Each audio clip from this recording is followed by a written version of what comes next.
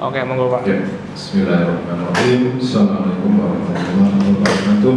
Waalaikumsalam warahmatullahi wabarakatuh. Saudara sekalian, kita akan pelajari tentang hukum jaminan. Ya, hukum jaminan ini yang pertama nanti kita mempelajari tentang kitab undang-undang hukum perdata.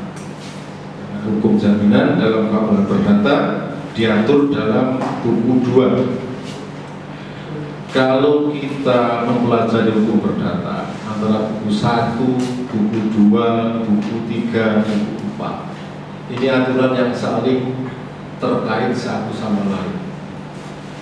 Kita tidak bisa memisahkan yang satu dan yang lain. Contohnya ya, hukum jaminan diatur dalam buku 2. Tetapi ini juga ada hubungannya dengan buku 3. Buku 3 mengatur tentang apa? Perikatan, van verbintenisen, tentang perikatan. Baik perikatan yang lahir dari undang-undang ataupun perikatan yang lahir dari perjanjian. Perikatan-perikatan yang diatur dalam buku 2 bersifat obligator, melahirkan hak dan kewajiban. Baik perikatan yang bersumber dari undang-undang ataupun perikatan yang bersumber dari perjanjian, itu hanya melahirkan hak dan kewajiban. Yang jadi masalah, apakah setiap orang yang mempunyai kewajiban akan melaksanakan kewajiban dengan sebaik-baiknya? Ini yang jadi masalah. Hukum hanya mengatur dalam buku 3, di satu sisi memberikan hak kepada para kreditur, di sisi lain memberikan kewajiban kepada para debitur. Tetapi bagaimana kalau debitur yang mempunyai kewajiban ini tidak mau berprestasi atau tidak mampu berprestasi? Ini yang jadi masalah. Buku 3 tidak memberikan jawaban. Dalam buku 3 hanya diatur orang yang melanggar perikatan yang bersumber dari perjanjian, dari undang-undang, dapat dikenakan yang namanya perbuatan melawan hukum. Tindakan debitur itu termasuk dalam kategori perbuatan melawan. Dalam perikatan yang lain dari perjanjian, kalau debitur tidak melaksanakan kewajiban prestasinya, muaranya adalah one press. Jadi sanksi hukum bagi debitur yang tidak melaksanakan kewajiban prestasi itu, kalau perikatan yang lahir dari undang-undang, muaranya adalah perbuatan melawan hukum. Kalau perikatan yang lahir dari perjanjian, one press. Dari perbuatan melawan hukum maupun one prestasi, ujung-ujungnya nanti adalah menuntut ganti rugi dari debitur. Tapi bagaimana untuk menuntut ganti rugi? Langkah apa yang bisa dilakukan oleh kreditur dalam rangka menuntut ganti rugi dari para debitur? Nah, undang-undang memberikan sarana, memberikan metode, memberikan perlindungan kepada para kreditur, khususnya ya, ketika kreditur berhadapan dengan debitur yang melakukan prestasi atau melakukan perbuatan melawan. Dengan apa? Dengan membuat aturan hukum yang namanya hukum. Dalam materi pembahasan hukum jaminan untuk materi UTS nanti kita bagi menjadi 7 pertemuan. Untuk UAS juga terdiri dari 7 pertemuan. Nah, bagian pertama kita akan membahas tentang prinsip-prinsip umum hukum jaminan. Kita mulai pertemuan yang pertama ini. kita bahas dulu tentang apa itu hukum jaminan. Hukum jaminan adalah peraturan yang mengatur tentang jaminan piutang seorang kreditur terhadap debiturnya. Anda bisa baca dalam bukunya C. Satrio.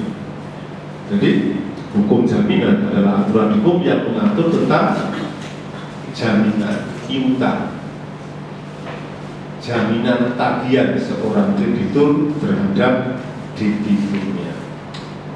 Tadi saya katakan khususnya ketika kreditur berhadapan dengan debitur yang berprestasi, debitur yang tidak mau atau tidak mampu berprestasi. Istilah jaminan ini merupakan terjemahan dari bahasa Belanda, yaitu zekerheid atau zekerheidsrechten. Sedangkan dalam bahasa Indonesia ini terdapat beberapa istilah. Ada istilah jaminan, ada istilah tanggungan, juga kita bisa menggunakan istilah agungan, dan banyak istilah lain dalam bahasa daerah. Sehingga hukum jaminan merupakan aturan hukum yang bertujuan memberikan perlindungan kepada kreditur dalam rangka mempertahankan dan melaksanakan hak-haknya guna mendapatkan pelunasan piutang dari seorang debitur. Isinya hukum jaminan ini merupakan cara-cara, metode-metode, langkah-langkah yang bisa dilakukan oleh seorang kreditur sehingga hak-haknya menjadi lebih terjamin. Terjamin apanya? Terjamin pemenuhan atas tuntutan piutangnya. Kata lebih terjamin tidak berarti pasti terjamin, pasti terbayar, tetapi peluang untuk mendapatkan pelunasan menjadi lebih besar. Dalam hukum jaminan juga diatur mengenai bagaimana atau apa yang bisa dilakukan oleh seorang kreditur yang dilindungi oleh hukum dalam rangka mendapatkan pelunasan. Nanti salah satu di antaranya adalah dengan menuntut penyitaan kekayaan kreditur dan pada akhirnya menjual atau mengeksekusi kekayaan itu melalui metode proses atau cara-cara yang sudah diatur dalam undang-undang, yaitu melalui pelelangan umum. Perikatan jaminan, kalau kita hukum jaminan itu juga melahirkan yang namanya perikatan jaminan. Perikatan jaminan ini merupakan perikatan yang bersifat asesor.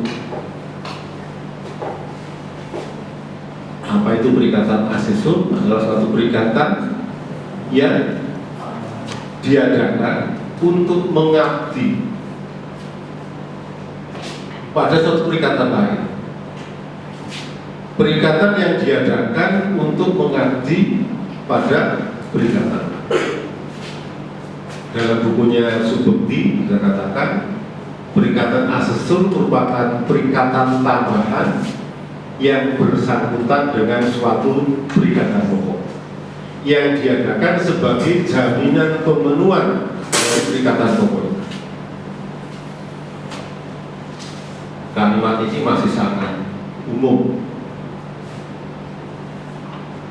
Maka oleh C. Satrio, makna perikatan tambahan, perikatan yang mengabdi pada perikatan lain dijabarkan lebih lanjut. Silakan masuk. Dijabarkan lebih lanjut menjadi perikatan-perikatan yang lahirnya atau adanya, berpindahnya dan hapusnya mengikuti perikatan pokok. Sekali lagi saya katakan, perikatan asesor adalah perikatan yang adanya atau lahirnya, berpindahnya dan hapusnya mengikuti perikatan pokok. Adanya atau lahirnya. Kalau kita lihat dalam praktek perbankan atau juga perjanjian kredit misalkan, seringkali kredit debitur, debitur sebelum menandatangani akad kredit sebagai perjanjian pokoknya, terlebih dulu biasanya suruh menandatangani perjanjian jaminan. Setelah debitur menandatangani perjanjian jaminan, barulah dibuat perjanjian pokok. Faktanya, realnya perjanjian jaminan dibuat lebih dulu sebelum dibuat perjanjian pokok. Namun demikian, berlakunya perjanjian jaminan, berlakunya atau mengikatnya perikatan jaminan itu barulah lahir setelah perjanjian pokoknya lahir. Kalau perjanjian pokok belum lahir, walaupun perjanjian jaminan sudah dibuat, dia belum mengikat, belum berlaku. Maka adanya atau lahirnya perikatan jaminan adalah mengikuti lahirnya perikatan pokok. Kalau perikatan pokoknya berpindah, berpindahnya perikatan pokok bisa karena subrogasi, pergantian kreditur atau debitur. Berpindahnya perikatan pokok, perikatan jaminan juga ikut beralih. Kalau perikatan pokoknya hapus, maka perikatan jaminan juga ikut hapus. Salah satu hapusnya perikatan pokok adalah karena pembayaran. Bisa karena inovasi, kompensasi. Inilah makna perikatan asesor. Kita lihat skema.